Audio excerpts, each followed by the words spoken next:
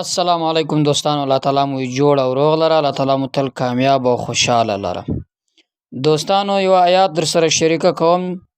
صرف یو کوچنی آیات، یو کوچنی وظیفه ده، ان شاء الله ستاسو په زندگی کې به بدلون راولي. کچېری دا یو وظیفه تاسو وکړئ او په دې باندې عمل هم ورسره وکړئ، زه تاسو ته ګارنټي درکوم چې الله تعالی به ستاسو ملګری شي، ستاسو هر کار شي وي، ستاسو هر پریشانی شي وي، ستاسو هر مشکل وي، هغه به الله تعالی حل کړي.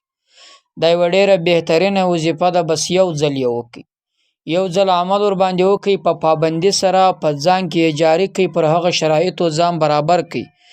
انشاءالله چې هر څومره سخت حاجت وي هغه به ستاسو پوره شي. کم وخت مې زړه وغواړي یو حاجت پوره کول غواړئ، چې لاس الله ته پورته کړئ، چې لاس مې پورته کړی وي او کته سوی لا نه وي، ستاسو هغه حاجت به پوره شي. او ستاسو د زړه چې کم خواهش وي، څه غواړئ له الله تعالی څخه، الله تعالی فوراً پر هغه ځای باندې درکوي. موټر غواړئ، بنګله غواړئ، واده غواړئ، اولاد غواړئ، کور غواړئ، کاروبار غواړئ، چې هر څه غواړئ الله تعالی یې نه در څخه ګرځوي، درکوي. خو درکوي یم په لږ وخت کې، فوراً یې درکوي. الله تعالی ستاسو خواست قبلوي، ستاسو خواهش در پوره کوي، چې ستاسو د زړه ارمان د څه غواړئ الله تعالی څخه هغه یې درکوي. بس صرف او صرف په زندگی کې دغه یو آیات وکئ، په دغه آیات کې چې څه پراته دي پر هغه باندې عمل وکئ. د دنیا کامیاب ترین انسانان تاسو یاست. دوستانو، دنیا کې کامیابی غواړئ، شهرت عزت غواړئ، هر څه غواړئ، یعنې دا غواړئ چې په دنیا کې زموږ د زړه چې هر خواهش هغه دې پوره کړل شي، او موږ چې څه غواړو هغه دې موږ ته میلاو کړل شي. زموږ د زړه چې کوم ارمان د هغه ارمان دې پوره کړل شي. نو دغه یو آیات په ژوند کې راولئ، دغه یو آیات د زندگی حصه وګرځوئ. کوچنی آیات ته یاد یې کړئ. زه یې په کمنټ کې هم درته لیکم او درته وایم یم، که نه و له هغه ځایه یاد کړئ او روزانه یې وایاست. دا داسې ده چې بغیر له اوداسه هم ویلی شئ، په اوداسه سره هم ویلی شئ. ناست یاست، ویده یاست، بسترې ته ماخستن ځئ پرېوځئ، دا صورت دا آیات ویلی شئ. له خوبه راپورته شئ ویلی شئ، له کوره وځئ ویلی شئ، په مجلس کې ناست یاست ویلی شئ، پر تسبو باندې ویلی شئ، له لمانځه نه بعد یې ویلی شئ، په هر وخت کې ویلی شئ. خو صرف او صرف دا غواړي دا کم آیات چې څه دا څه پکې لیکلي په دې به عمل هم کوئ. په دې چې تاسو عمل وکړئ، چې تاسو ته ګارنټي درکوم چې ستاسو هر خواست به الله قبول کړي. تاسو به د الله تعالی له نږدې مقربینو بندگانو څخه شئ. هغه آیات کوم آیات ته؟ ومن یتق الله ویجعل له مخرجا. کم څوک چې تقوا وکړي، الله پاک جل جلاله ټول کارونه پر ځان باندې اخلي، یعنې ټول کارونه یې ورپوره کوي، هر مشکل یې ورحل کوي. الله تعالی د انسان هر هغه پریشانی ختمونکی ده. د انسان بندې مثلا کمې دروازې چې د انسان پر مخ باندې وتړل شي، الله تعالی هغه دروازې کله چې انسان په ځان کې تقوا راولي، هغه دروازې د هغه انسان پر مخ باندې ماتوي، خلاصوي. هغه رکاوټونه چې د تر مخ راغلي هغه ټول الله تعالی ختموي. څوک چې هم تقوا کوي، الله تعالی هغه ته لارې ور پیدا کوي، لارې داسې ور پیدا کوي. په پریشانی کې مبتلا ده، د پریشانی د ختمولو لار الله فلاس ور کوي.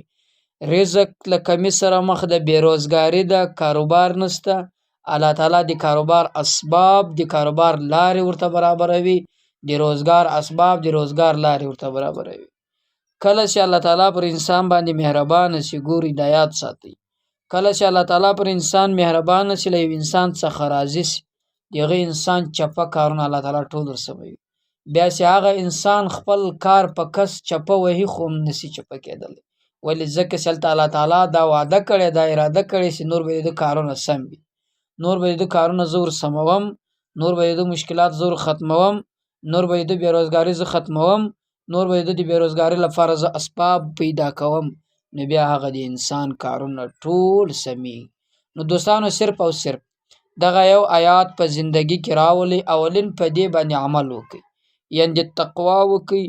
تقوا له حرام مال څخه، تقوا له زنا څخه، تقوا له بدو افعالو څخه، تقوا له بېدیني څخه، له دې ټولو څخه ځان وساتئ.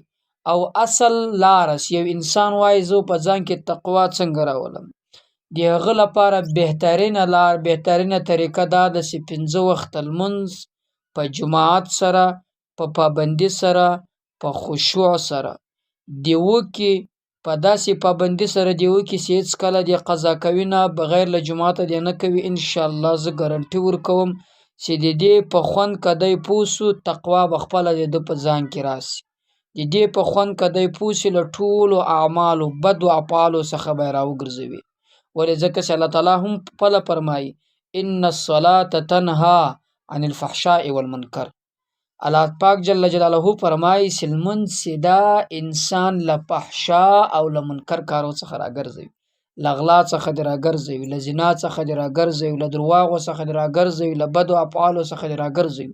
کله چې ته له دې ټولو څخه راوګرځېدې نو ته یو صفا سوچه انسان، زړه دې صفا سو. نو زړه چې دې صفا سو، ته د الله نږدې محبوب بنده سوې. نو چې الله ته نږدې سوې، بیا چې هره دعا وکړې الله تعالی ستا دعا قبلوي.